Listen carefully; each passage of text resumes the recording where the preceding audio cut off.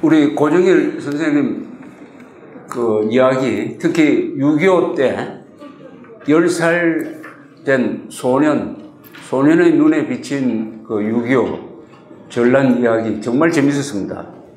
재밌다는 표현이 참 사치스럽지만 참혹했지만은 또 다른 분들보다 특이한 경험을 하셨고 저는 그 이야기가 좀 더 오래 계속되었으면 좋겠다 하는 생각이 있습니다.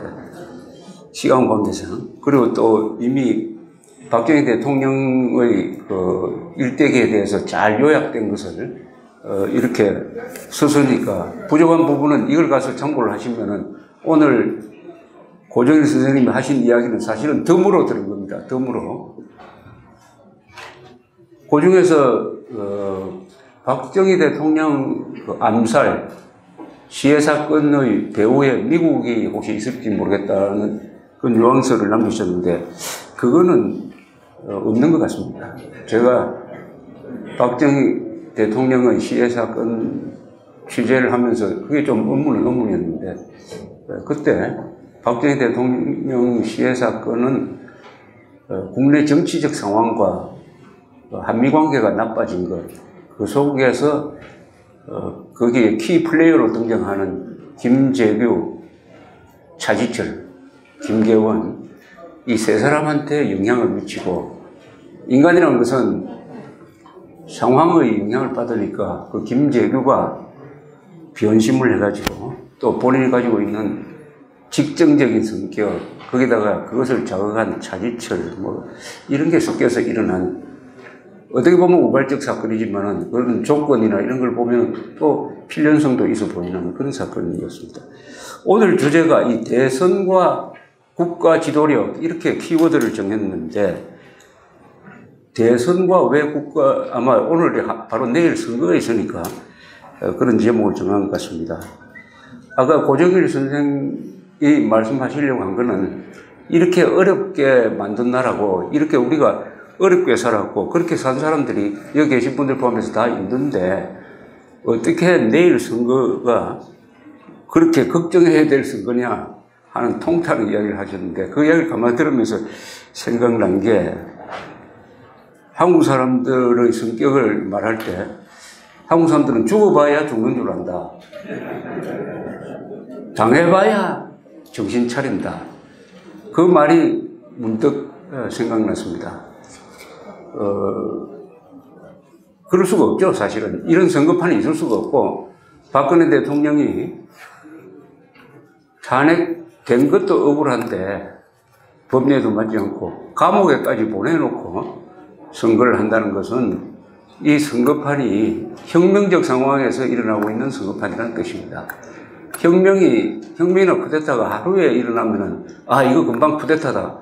5.16 쿠데타다. 이렇게 아는데, 그게 한 6, 7개월에 걸쳐서 일어나면은 또 그게 법리적 절차를 따라서 일어나면은 아, 이게 정변이라는 생각이 잘 들지 않습니다만은 딱 정확하게 지금 일어나고 있는 게 정변적 상황이다. 민중혁명적 상황이라는 것을 증명할 수 있는 게 간단합니다. 박근혜 대통령이 감옥에 가 있다는 사실입니다. 그것도 뇌물죄로. 다른 죄도 아닙니다. 뇌물죄로. 오늘 조선일보에 최보식이 만난 사람, 그 청와대에서 끝까지 같이 있으면서 박근혜 대통령을 이렇게 모셨던 그 인터뷰를 읽어보면은 이 뇌물죄라는 게 얼마나 황당한 죄목이고 어떻게 이런 사람한테 뇌물죄를 씌웠느냐 하는 것을 알 수 있습니다. 그런데 수백억의 뇌물을 받았다고 했는데 그 돈이 어디가 있느냐? 박근혜 대통령 수중에는 한 푼도 없습니다. 검찰이 환수할 방법도 없어요. 다 어디 있습니까? 지금 재단에 있지 않습니까? 이런 황당한 죄목을 씌울 수 있었다는 게 바로 혁명이죠. 정상적인 나라에서는 이룰 수가 없지만 혁명적 상황에서는 전직 대통령을 파면하고 감옥에 집어넣어도 사람들이 아 그럴 수 있다. 박수치고 합니다. 그게 혁명적 상황입니다. 권력자가 퇴위하면은 노후를 즐기면서 편안하게 살 수 있는 나라는 민주주의 국가입니다. 그러지 않고 강제로 물러나면은 죽는 게 바로 혁명이 일어나는 그래 됩니다. 17세기에 청교도 혁명이 일어나니까 찰스 1세가 퇴위하는 것으로 끝나지 않았습니다. 단두대에서 목이 날아갔습니다. 18세기 말에 프랑스 대혁명이 일어나니까 루이 16세가 그 마리 앙투아네트하고 다른 나라로 도망가다가 잡혀와가지고 잡혀온 이미 퇴위한 대통령을 목을 쳤습니다. 대통령이 아니라 왕을, 그것도 킬로친에 부부를 목을 쳤습니다. 1917년에 러시아에서 니콜라이 2세가 퇴위한 걸로 끝났습니까? 가족과 전전하다가 나중에 다 학살돼 버렸습니다. 오늘날 박근혜 대통령이 퇴임한 걸로 끝나지 않고 감옥에 가 있다는 것 자체가 지금 좌파 주도 언론이 스폰서한 민중혁명이 지금 일어나고 있고, 내일 선거 결과는 그 민중혁명의 한 중간 결산이고, 그 선거 결과로 조성되는 이 대한민국의 정세는 여러분들이 생각하는 것과는 정반대로, 지금 어떤 사람이 뭐 당선될 거라고 뭐 이렇게 생각하고 있지만은 대통령 선거에서는 기적이 없습니다. 대통령 선거는 보통 그 마지막 여론조사 그대로 갑니다. 마지막 여론조사. 절대 기적이 없습니다. 그런 거 믿지 마십시오. 그건 국회의원 선거는 있어요. 그거는 몇 천만 명이 투표하는데 어떻게 마지막에 어떤 후보가 일주일 사이에 10% 오르고 합니까? 그건 있을 수가 없습니다. 그러니까 그런 걸 감안한다면은 오늘 이 자리의 저 대선이라는 주제는 짧게 보면은 1961년 5.16 군사혁명으로 시작된 이 개발연대, 그리고 그 따님이 대통령이 되어가지고 이어가던 그 시대가 끝나는 겁니다. 시대가 끝나는 겁니다. 한 시대가 끝나는 것이다. 다음 시대는 혁명적 시대가 벌어질 것이다. 그런 점에서 오늘 여기서 박정희 대통령의 국가 지도력이라든지 그것을 이야기하는 의미는 단순히 과거 완료형이 아니라 현재 완료형, 진행 중인 현재 완료형이고, 미래에 그런 박정희의 유산을 우리가 지킬 수 있느냐 하는 거죠. 보수는 이번에 완전히 이모 총리가 완전히 괴멸시키겠다고 했는데, 사실은 그렇게 하기 전에 거의 괴멸이라는 말은 보다는 축소되고 분열돼 버렸습니다. 내가 보수라는 사람이 규모가 줄어들 뿐만 아니라 그게 분열돼 버렸습니다. 그러면서도 보수 힘만으로 당선될 수 있다. 소위 보수 필승론이라는 게 나와가지고 이게 전략이 잘못됐어요. 보수만으로는 대통령을 만들 수 없습니다. 뭐 그거는 뭐 그 정도로 하고, 이 박정희 대통령 이야기를 아까 고정일 선생님 말씀을 들으면서 그 시절에 지금 바깥에 나가면은 당시에 흑백 사진으로 된 박정희 대통령, 유경수 여사 사진, 또 그 여러 장면들 사진을 이렇게 물끄러미 이렇게 보면은 이런 걸 느낍니다. 그 주역들의 표정, 옷차림, 태도, 시대는 가난했는데 거기 등장하는 사람들의 표정이 참 좋아요. 당당합니다. 그렇지 않습니까? 당당하고 가난한 시대에 아주 당당한 표정이에요. 거기 찍혀 있었던 주인공들의 얼굴. 왜 이랬을까? 요사이 대통령 후보들 사진 쭉 해놓은 거 보면 이거는 풍요로운 시대에 가난한 얼굴 아닙니까? 그렇게 안 느끼십니까? 그 표정. 풍요한 시대의 가난한 얼굴을 가진 지도자. 그러나 가난했지만은 당당했던 얼굴을 가진 지도자가 이끌었던 이 나라가 이 정도를 만들었다. 그 왜 당당했느냐? 박정희 대통령은 외모는 당당하고 아담하고 균형이 잡히고 말도 그러하고 쓰는 글도 그렇고 생각도 잘 정리되고 그분의 정책도 아주 수학적으로 아주 아름답게 이렇게 만들어지는 사업이었습니다.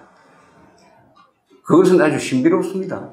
오늘 박정희 대통령이 국가 지도력이라고 하니까 이 박정희 대통령의 국가 지도력은 국가를 경영하는 데 있어서 필요할 뿐만 아니라 작은 회사라도 작은 부서라도 운영하는 지도자가 꼭 참고로 할 만한 원리가 거기에 있습니다. 원리가. 오늘 제가 간단하게 메모해서 이 책에 덧붙여 놓은 거기 보면은 오원철 경제수석이 중화공업을 건설하는데 실무 책임자였던 그분이 박정희 대통령의 일하는 스타일을 적은 글 중에 하나가 박정희 대통령은 원리를 가장 먼저 찾아내는 분이다. 이렇게 이야기했습니다. 원리가 뭐냐? 어떤 일을 하는 데는 원리가 있어야 돼요. 근데 이분이 아주 재밌는 이야기를 했습니다. 원리는 만드는 게 아니다. 원래부터 있는 건데 그것을 찾아내는 것이다.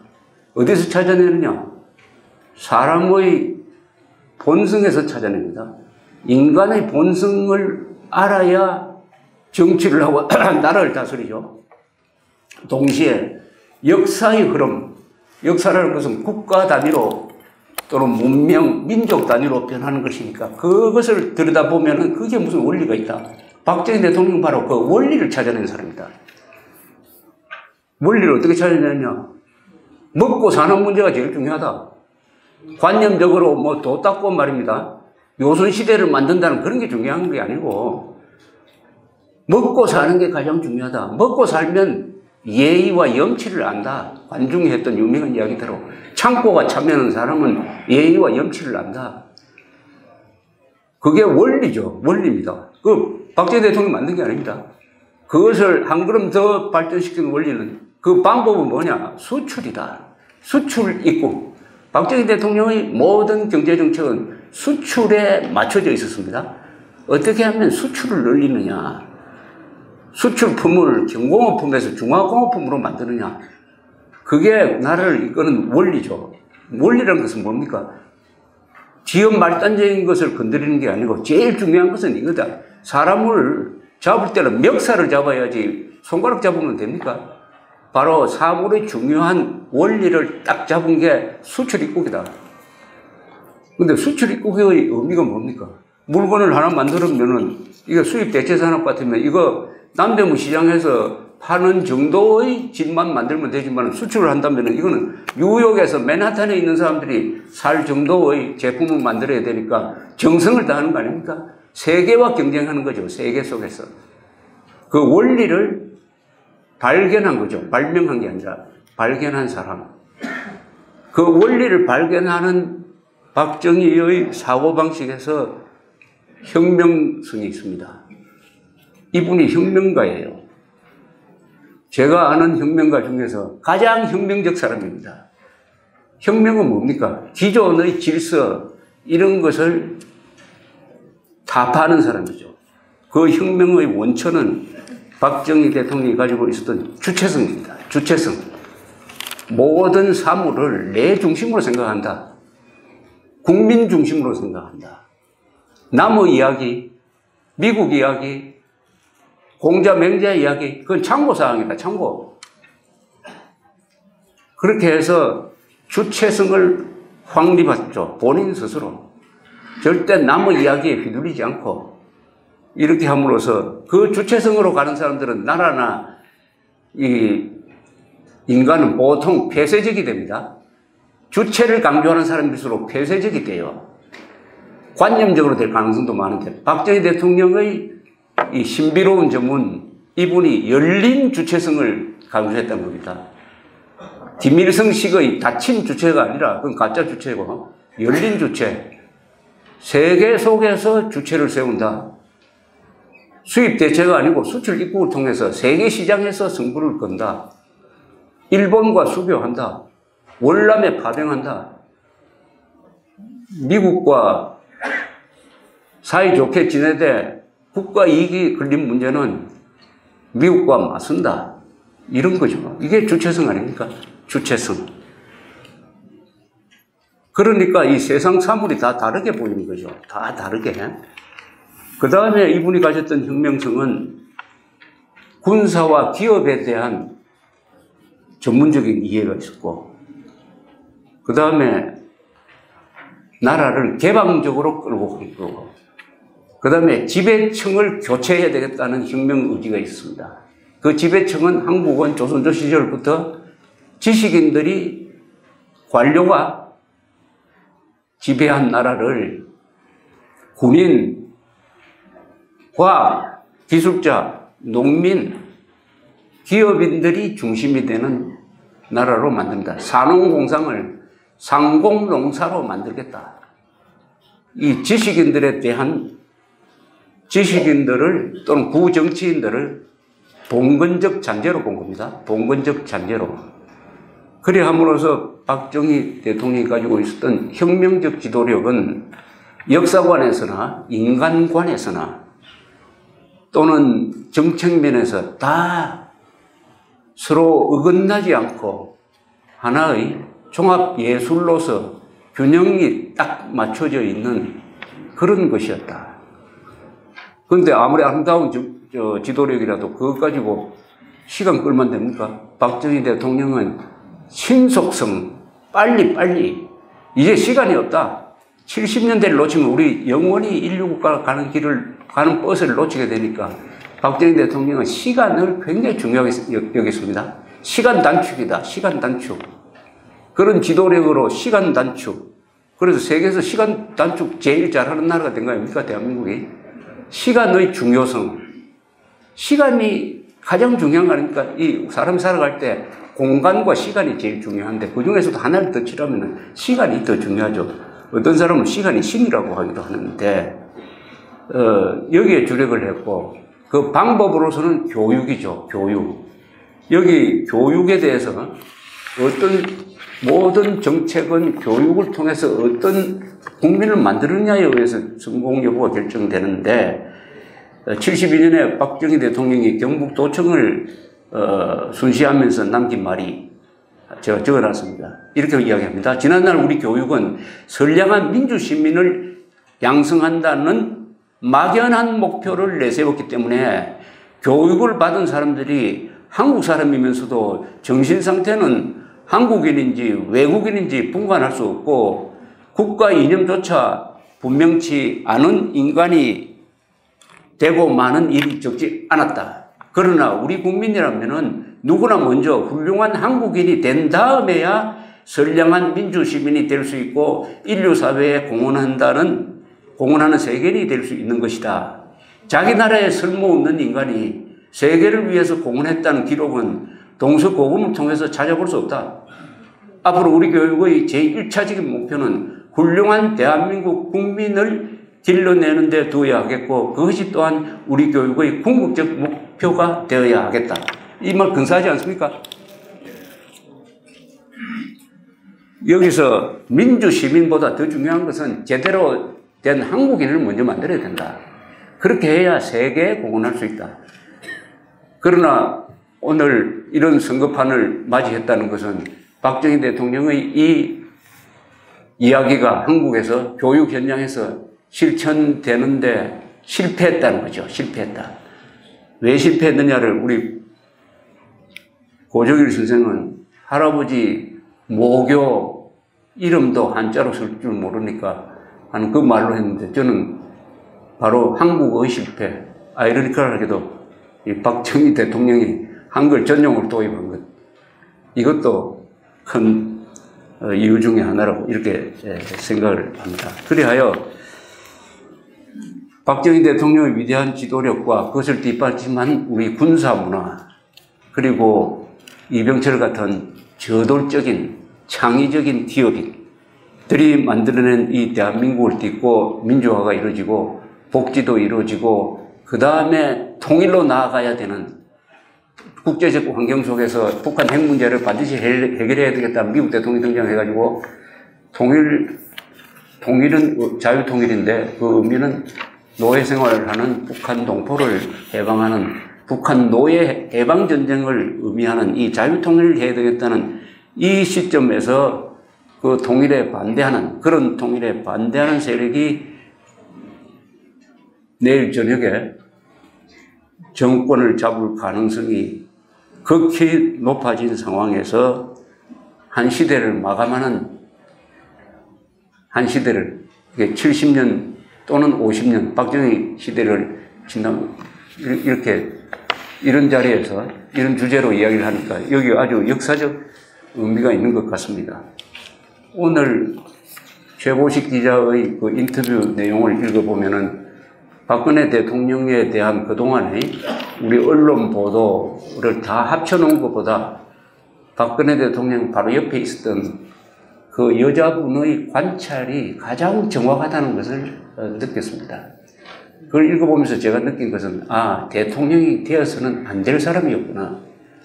대통령이 되어서는 안 될 사람이 본인도 불행해지고 보수 세력도 그렇게 되고 했구나 하는 것을 느꼈습니다.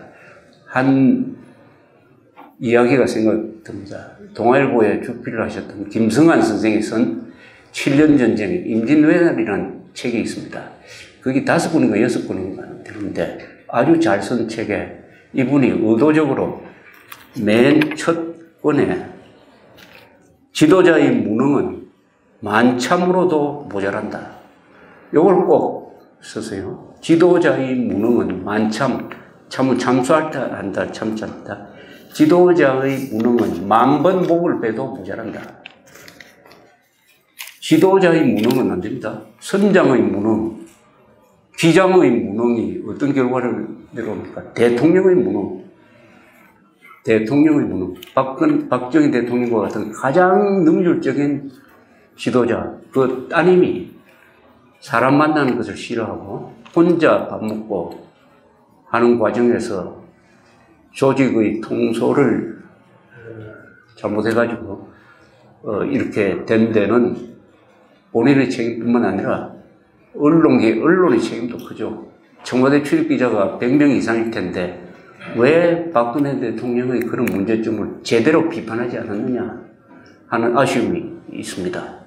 박근혜 대통령이 잘하려고 하면은 박수를 치는데 못하면은 비판을 해야 되는데 해경 해체도 비판하지 않고, 아니, 언론은 뭐 박수를 쳤지만 보수라는 사람들도 전승절 참석한다고 해도 보수 세력이 비판하지 않고 하면서 팬클럽으로 전락한 전문 반성해야 되지 않느냐 하는 생각을 하면서 어쨌든 우리 한국 민족사 2000년에 신라 삼국통일 이후 한 200년 그 다음에 전성기를 만든 두 번째 황금기를 만든 이 이승만 박정희 대통령의 지도력은 앞으로 영원할 것이고 그것을 필요로 하는 사람이 대통령이 되는 그래서 오늘 나눠준 이런 자료도 챙겨서 읽어보면서 밑줄 치면서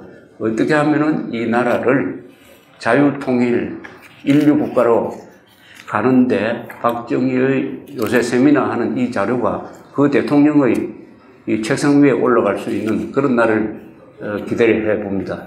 이상입니다. 감사합니다.